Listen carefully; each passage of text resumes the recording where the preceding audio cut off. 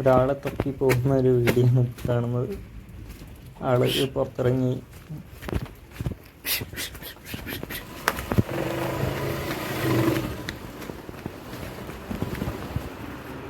ഓടിച്ചാലതാ കയറിക്കുന്നു. അതെയോ വാ വാ വാ വാ വാ. ഇടക്കിടക്ക് ഇതുതന്നെയാണ് പരിപാടി. അത്യാവശ്യം തുറന്നിട്ട് വളർത്തി പരിചയമുള്ളതുകൊണ്ട് മുറ്റത്ത് കിടക്കുന്ന സ്ഥലവും കാര്യങ്ങളൊക്കെ അതിന് അത്യാവശ്യം നല്ല ഡീറ്റെയിൽ ആയിട്ട് തന്നെ അറിയാം. മുന്നിൽ കൂടെ ഇറങ്ങി അടുക്കള വാതിലൂടെ വീട്ടിലേക്ക് തിരിച്ചു കയറലാണ് സ്ഥിരം പരിപാടി.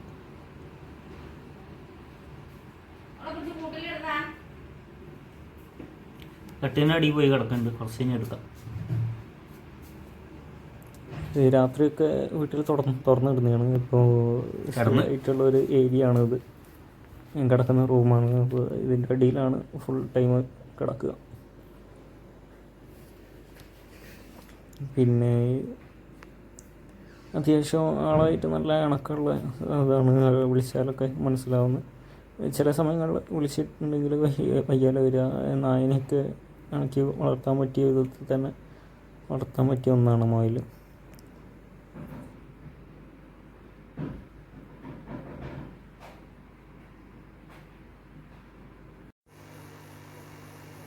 കഴിഞ്ഞ വീഡിയോയിൽ കുറച്ച് കില്ലി ഫിഷിൻ്റെ കുറച്ച്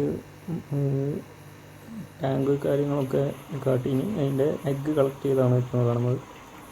ഇത് ഞാൻ എങ്ങനെയാണ് ബ്രീഡ് ചെയ്യുന്നത്. വേറെ ഒരു മെത്തിലിൻ ബ്ലൂ എന്തായാലും നിർബന്ധമാണ്. വിരിയാൻ ടൈം എടുക്കുന്നതുകൊണ്ട് ഫംഗസ് വന്ന് ഫുള്ള് കേടായി പോകുന്ന പരിപാടിയുണ്ട്. അപ്പോൾ മെത്തിലിൻ ബ്ലൂ വെച്ചിട്ട് ഗ്ലോബിൽ ഹെയറേഷൻ കൊടുത്ത് സെറ്റ് ചെയ്യില്ല. അത് ഒരു 2 ആഴ്ച കൊണ്ടൊക്കെ എഗ്ഗ് വിരിയുള്ളൂ.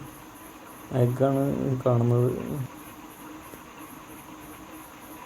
വീഡിയോയിൽ റെഡിക്ക് കാണാത്തതുകൊണ്ട് ഒരു വാക്കം വെച്ച് വലിച്ചെടുത്ത് വീഡിയോയിൽ കാട്ടുന്നുണ്ട്. ഇത് സീബ്ര ഫിഷിൻ്റെ എഗ്സിനെ വെച്ച് നോക്കുമ്പോൾ അതിൻ്റെ ഒരു ഡബിൾ സൈസ് ഒരു ഗോൾഡൻ കളറിലായിരിക്കും ഗാർഡിയൻ കില്ലി ഫിഷിൻ്റെ എഗ്ഗ് വരും. പിന്നെ ഇത് വിരിയാൻ ടൈം എടുക്കുന്നതുകൊണ്ട് തന്നെ ഫംഗസ് അത്യാവശ്യം വരുന്ന ഒരു പരിപാടിയുണ്ട്. അപ്പോൾ ഡെയിലി എടുത്ത് മാറ്റേണ്ടി വരും. കില്ലി ഫിഷിൻ്റെ കുട്ടികളെയാണ് ഇപ്പം കാണുന്നത്. വളരെ കുറച്ച് കുട്ടികളെ കിട്ടുന്നുള്ളൂ. ഒരു 40 എഗ്ഗൊക്കെ ചെയ്താൽ ഒരു 5 കുട്ടികൾക്ക് താഴെ കിട്ടുള്ളൂ. എന്താണെന്ന് വെച്ചാൽ കൂടുതൽ വിരിയാൻ ടൈം എടുക്കുന്നതുകൊണ്ട് തന്നെ കൂടുതൽ എഗ്ഗ് കേടായി പോകലാണ്. ഒരു 2 ആഴ്ചയൊക്കെയാണ് ഇതിൻ്റെ വിരിയാനുള്ള ടൈം. ആ ഒരു സമയമാകുമ്പോഴത്തേക്ക് കൂടുതൽ എഗ്ഗും കേടായി പോകും. അത്യാവശ്യം വിരിഞ്ഞു കഴിഞ്ഞാൽ തന്നെ മോർട്ടാലിറ്റി കൂടുതലുള്ളതാണ്. കുറച്ചെണ്ണ റൈസായി വരുള്ളൂ. കുറച്ച് എഗ്സേ വിരിഞ്ഞ് കിട്ടുള്ളൂ. ഒരു 50 എഗ്ഗൊക്കെ കിട്ടിയാൽ 1-2 കുട്ടികളൊക്കെ കിട്ടുള്ളൂ. വ്യവസായമായിട്ട് ബൾക്കായിട്ടൊന്നും ബ്രീഡ് ചെയ്ത് ഇറക്കാൻ കഴിയാത്തൊരു ഫിഷാണ് ഇത്.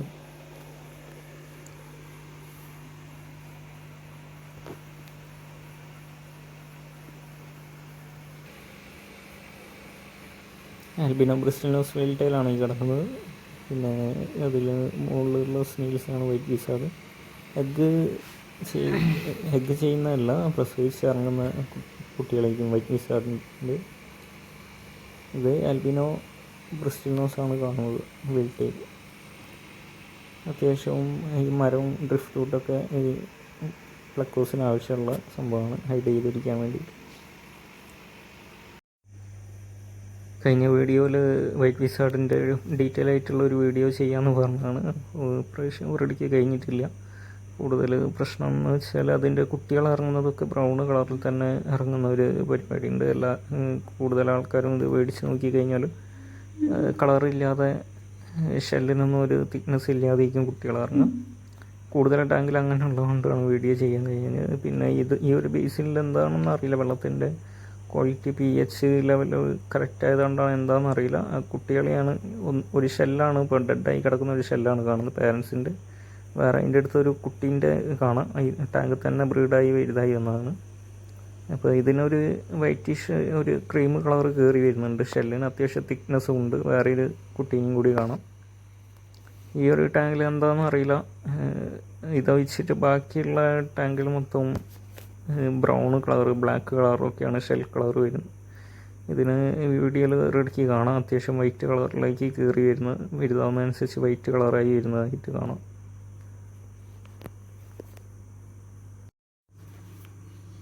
ഇത് വേറെ ഒരു ടാങ്കിൽ ഇവിടെ തന്നെ ബ്രീഡായി ഇറങ്ങിയ കുട്ടീനെയാണ് കാണുന്നത്. ഇത് റാബിറ്റ് സ്നെയിലാണ്, ഓറഞ്ച് ബോസോ റാബിറ്റ് സ്നെയിൽ എന്ന് പറയുന്നത്. അത്യാവശ്യം സൈസ് വരുന്ന കുറച്ച് എക്സ്പെൻസീവ് ആയിട്ടുള്ള സ്നെയിൽസിൽ പെടുന്നതാണ്. ഇതിൽ ഈ പാരൻറ്റ് സ്റ്റോക്ക് മേടിച്ചത് വെച്ച് ബാക്കി ഈ കുട്ടികൾ കാണുന്നതൊക്കെ ഇവിടെ കയ്യിൽ തന്നെ ബ്രീഡായി ഇറങ്ങിയ കുട്ടികളാണ്. ഏകദേശം മാസത്തിലൊരു കുട്ടി 2 കുട്ടികളൊക്കെ കിട്ടുന്നേ ഉള്ളൂ. അത്യാവശ്യം ഒരു ഷിമ്പ് ഇതിൽ ഡെഡായി കിടക്കുന്നത് കാണാം. pH കൊണ്ട് അത്യാവശ്യം pH ഒരു ഹെയറൊക്കെ മുകളിൽ വേണ്ട സ്നെയിൽസാണത്. അതിൻ്റെ കൂടെ തന്നെയാണ് ഈ ഷ്രിംസിനെയും കീപ്പ് ചെയ്തിട്ടുള്ളത്. പിന്നെ ഫ്ലേക്സ് കാര്യങ്ങളൊക്കെയാണ് ഫുഡായിട്ട് കൊടുക്കുന്നത്. ഫ്ലേക്സ് അതുപോലെ സിംഗിങ് പെല്ലറ്റ്സൊക്കെ ഇതിന് ഫുഡായിട്ട് കൊടുക്കുന്നത്. ചെറിയ വിധത്തിൽ വെജിറ്റബിൾസ്, കക്കിരി കാര്യങ്ങളൊക്കെ കൊടുക്കുക. ഈ ഒരു ഫുഡാണ് സിംഗിങ് പെല്ലറ്റായിട്ടുള്ള ഈ ഒരു ഫുഡാണ് കൊടുക്കുന്നത്. സിംഗിങ് പെല്ലറ്റ് എന്നൊക്കെ പറയും. ക്രാഫിഷിനും ഇതാണ് കൊടുക്കുന്നത് നല്ലത്.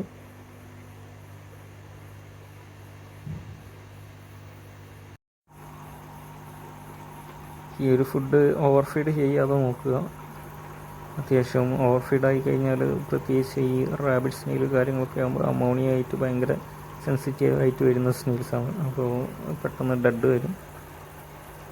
ഈ വീഡിയോയിൽ തന്നെ കുറച്ച് ബോർണിയോ ലോച്ചൊക്കെ ഈ ടാങ്കിൽ തന്നെ കിടക്കുന്നതാണ്. ഈ ഫീഡ് കൊടുക്കുമ്പോൾ പ്രത്യേകിച്ച് ഈ ഫീഡ് എന്നല്ല, ഏത് ഫീഡ് കൊടുക്കുകയാണെങ്കിൽ ഓവർ ഫീഡ് ചെയ്ത് അമോണിയ ആയി കഴിഞ്ഞാൽ പെട്ടെന്ന് ഡെഡ് വരും. ഇത് ക്രാഫിഷിനൊക്കെ അവിടെ ഈ ഫുഡ് തന്നെയാണ് കൊടുക്കുന്നത്. അത്യാവശ്യം നല്ലത്. പെട്ടെന്ന് ഫീഡ് കഴിക്കാൻ കഴിയുന്നൊരു സംഭവമാണ് സിംഗിൾ പെല്ലറ്റ് ആയതുകൊണ്ട്. വേറെ ചില ആൾക്കാർ ഫ്ലോട്ടിങ് പെല്ലറ്റ്സ് ഇട്ട് കൊടുത്തിട്ട് അത് പുതർന്ന് താഴുമ്പോഴത്തേക്കൊക്കെ വെള്ളത്തിലത് അഴിഞ്ഞു പോയിട്ട് പെട്ടെന്ന് വെള്ളം കേടാവുന്ന ഒരു പ്രശ്നം കാണുന്നുണ്ട്. അപ്പം കൂടുതൽ കഴിയുന്നത് ക്രാഫിഷ് ഇതുപോലെ താഴത്ത് വെള്ളത്തിനടിയിൽ നിൽക്കുന്നതിനൊക്കെ സിംഗിൾ പെല്ലറ്റ് കൊടുക്കാൻ നോക്കുക. വെക്കോറിയത്തിലിപ്പോൾ ഈ ആർലിക്കൻ റാസ്ബോറിയാണ് കിട്ടുന്നത്. 1-2 SP റാസ്ബോറിയുണ്ട്. ജസ്റ്റ് ഒരു ഷോ എന്നുള്ളതിൽ ഭംഗിക്ക് വേണ്ടിയിട്ട് ചെയ്ത് വെച്ച ടാങ്കാണ്. അത്യാവശ്യം ഹെനബീസ് കുറച്ച് പ്ലാന്റ്സൊക്കെ ഉണ്ടായതാണ്. രാവിലത്തെ വെയിൽ ഡയറക്റ്റ് അടിക്കുന്നതുകൊണ്ട് അത്യാവശ്യം ഹെയർ ആൽഗെ കാര്യങ്ങളൊക്കെ ഉപയോഗിക്കുന്നു. പുതിയ കളക്ഷനായിട്ടുള്ള ബോർണിയോലോസിൻ്റെ കുറച്ച് പീസിനെ ഈ അക്വേറിയത്തിൽ ഇട്ടിരിക്കുന്നു. അപ്പോൾ പണ്ട് ഇതിൽ അത്യാവശ്യത്തിന് റെഡ് ചെറി ഷ്രിമ്പ് കാര്യങ്ങളൊക്കെ നല്ല കളറിൽ അത്യാവശ്യം ബൾക്കായിട്ട് തന്നെ ഉണ്ടായതാണ്. അപ്പോൾ അതിന് ശേഷമാണ് പ്ലനറി വന്നതിന് ശേഷം അത്യാവശ്യം കുറേ ഷ്രിമ്പ് കാര്യങ്ങളൊക്കെ നഷ്ടപ്പെട്ടു, ഡെഡായി. പ്ലനറിയ ഷ്രിമ്പിൻ്റെ മേലും ക്രാഫിഷിൻ്റെ മുകളിലൊക്കെ കയറി, ഷെല്ലിൻ്റെ ഉള്ളിലൊക്കെ കയറി അതിന് അറ്റാക്ക് ചെയ്യുന്ന പരിപാടിയുണ്ട്. അപ്പോൾ അതിനുശേഷം അസാസിൻ സ്നെയിലിനട്ടതിന് ശേഷമാണ് ഇപ്പോൾ പ്ലനറിയ കംപ്ലീറ്റ് ഒഴിവായത്. ഈ പെസ്റ്റ് സ്നെയിൽസ് അതുപോലെ ഈ പ്ലനറിയ കാര്യങ്ങളൊക്കെ കൂടുന്ന സമയത്ത് മീനുകൾക്ക് മാത്രമല്ല ഈ ചെടികളായാലും അത് പെരുകി കഴിഞ്ഞാൽ ചെടികൾക്ക് അടക്കം ദോഷം ചെയ്യുന്നതാണ്.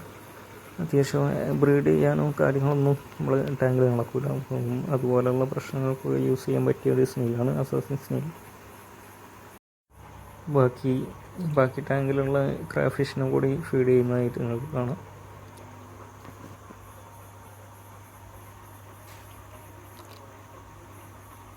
ഇതൊക്കെ അവിടെ തന്നെ ബ്രീഡായി ഇറങ്ങിയ ക്രാഫിഷാണ്. ഈ കാണുന്നതാണ് ഹിമാലയൻ റാബിറ്റ് സ്നെയിലിലിട്ട ഒരു ഫ്രിഡ്ജ് ബോക്സാണ് കാണുന്നത്. ഇൻഡോർ ആയിട്ട് തന്നെയാണ്. അത്യാവശ്യം എയറേഷൻ കാര്യങ്ങളും ഓക്സിജൻ കണ്ടൻറ്റ് കൂടുതൽ ആവശ്യമുള്ള വെള്ളത്തിൽ നിൽക്കുന്ന സ്നെയിൽസ് ആയതുകൊണ്ട്, അതുപോലെ വെള്ളത്തിൻ്റെ pHും അത്യാവശ്യമായി വേണം. pH ഒരു 7-8 അതിന് മുകളിലേക്കും അത്യാവശ്യം കാൽസ്യത്തിൻ്റെ അളവൊക്കെ അത്യാവശ്യം കിട്ടേണ്ട ഒരു സ്നെയിൽസാണ് ഈ Himalayan rabbit snail. Himalayan rabbit സ്നെയിലിൻ്റെ ഒരു കുട്ടീനെയാണ് ഇപ്പോൾ കണ്ടത്. ഇവിടെ തന്നെ ബ്രീഡായി ഇറങ്ങിയ വലുതിനകത്തും കാണാം. ഈ ആഴ്ചകളുള്ളതുകൊണ്ട് റെഡിക്ക് കാണാൻ കഴിയുന്നുണ്ടോയെന്ന് അറിയില്ല. തൽക്കാലം അവിടെ നിന്ന് എടുത്ത് മാറ്റി നോക്കാം.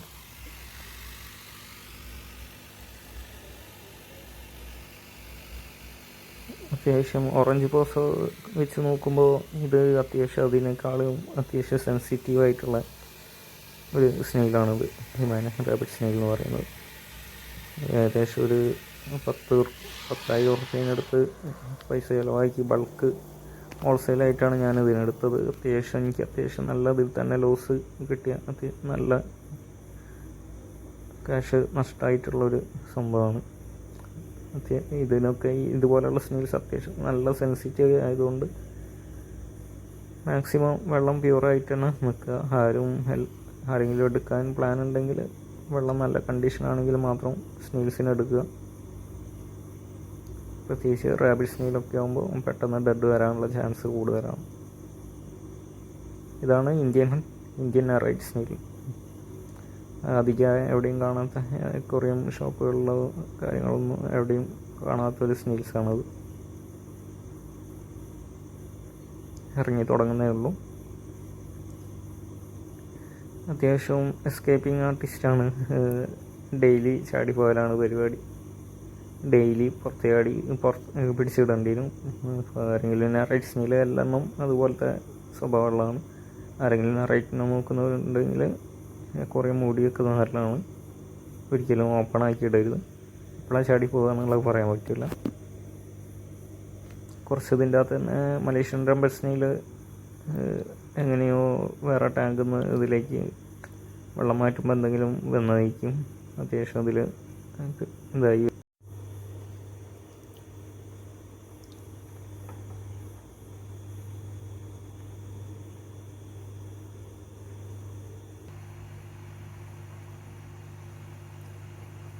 ഇത് റാബിറ്റ് സ്നെയിലിന് ആദ്യമായിട്ട് കൊണ്ടിട്ട ഒരു ടാങ്കാണിത്. ഇപ്പോൾ വലിയ മാറ്റമൊന്നും വരുത്തിയിട്ടില്ല. പക്ഷേ അത്യാവശ്യം ചരൽ പോലെ കുറച്ച് സബ്സ്ട്രേറ്റ് കാര്യങ്ങളൊക്കെ കൊടുത്തിരുന്നു. ഇതിൽ വെള്ളത്തിന് കാര്യമായിട്ടൊന്നും ചെയ്യാതെ തന്നെ pH കറക്റ്റായിട്ട് ഒരു ഏഴര മുകളിൽ 8 അടിയൊക്കെയാണ് pH ഒക്കെ. അപ്പം ഡെഡ് കാര്യങ്ങൾ അതുപോലെ ഷെല്ലൊക്കെ പൊടിഞ്ഞു പോകുന്ന പ്രശ്നങ്ങൾ ഇതിൽ കുറവാണ്. ഇത് നേരത്തെ കണ്ട ടാങ്കാണിത്, വൈറ്റ് വിസാർഡിൻ്റെ. അപ്പോൾ അതിൽ ഉള്ള ഒരു ബ്രിസ്റ്റിൽ നോസ് നോർമൽ ടൈലാണ് ഈ കാണുന്നത്. ഒരു 2-2.5 ഇഞ്ച് സൈസ് കാണുന്നുണ്ട് ഇതിൽ. ഇത് മെയിൽസിന് മാത്രമേ ആ മുഖത്ത് ബ്രഷ് പോലെ വരുള്ളൂ. അതാണ് ജെൻഡർ മനസ്സിലാക്കാനുള്ളത്. ഫിമെയിൽസിന് അങ്ങനെ ഉണ്ടാവില്ല. ഈ ടാങ്കിൽ തന്നെ വേറൊരു ബ്ലാക്ക് ഫിമെയിൽ വെൽറ്റയിൽ കിടക്കുന്നുണ്ട്. ഫിമെയിലാണ്. ഫിമെയിൽസിന് ഇങ്ങനെ മുഖത്തിന് ബ്രഷ് പോലെ വരില്ല. അതാണ് രണ്ടും തമ്മിലുള്ള വ്യത്യാസം. ഏകദേശം ഒരു 4 ഇഞ്ച് വരെ എന്തോ സൈസ് ഇതിന് മാക്സിമം വരുള്ളൂ. 4 ഇഞ്ച് മുതൽ 5 ഇഞ്ച് അതൊക്കെയാണ് ഇതിൻ്റെ മാക്സിമം സൈസ്. ഇതുപോലെ അത്യാവശ്യം സെൻസിറ്റീവായിട്ടുള്ള, എപ്പോഴും വെള്ളം എപ്പോഴും ക്ലിയർ ആയിരിക്കണം. അത്യാവശ്യം അമോണിയൊക്കെ വന്നു കഴിഞ്ഞാൽ പെട്ടെന്ന് ഡെഡ് വരാൻ ചാൻസ് ഉണ്ട്. എൻ്റെ കയ്യിൽ കുറേ പീസ് ഇതുപോലെ ഡെഡ് വന്നിട്ടുള്ളതാണ്. അതുപോലെ പ്ലക്കോസ് ആയതുകൊണ്ട് കൂടുതൽ ആൾക്കാർ ഫീഡ് കാര്യങ്ങളൊന്നും റെഡിക്ക് കൊടുക്കില്ല. അതിനൊരിക്കലും ഫീഡ് കൊടുക്കാതെ നിൽക്കരുത്. ചെറിയ ടാങ്കിലിടുമ്പോൾ അതുപോലെ കുറേ എണ്ണത്തിനൊക്കെ ഒരു ടാങ്കിലേക്ക് ഇടുമ്പോൾ വലിയ ടാങ്കാണെങ്കിലും ഫീഡ് കൊടുക്കാതെ നിൽക്കരുത്. എപ്പോഴും അത്യാവശ്യം നല്ല ആൽഗ കാര്യങ്ങൾ കിട്ടുകയാണെങ്കിൽ മാത്രമേ ഫീഡ് കൊടുക്കാതെ നിൽക്കാൻ കഴിയുള്ളൂ. അല്ലാതെ ആണെങ്കിൽ ഫീഡ് എപ്പോഴും കൊടുക്കണം. അപ്പോൾ തൽക്കാലം വീഡിയോ അവസാനിപ്പിക്കുകയാണ്. സബ്സ്ക്രൈബ് ചെയ്യാത്തവർ സബ്സ്ക്രൈബ് ചെയ്ത് വെക്കാം.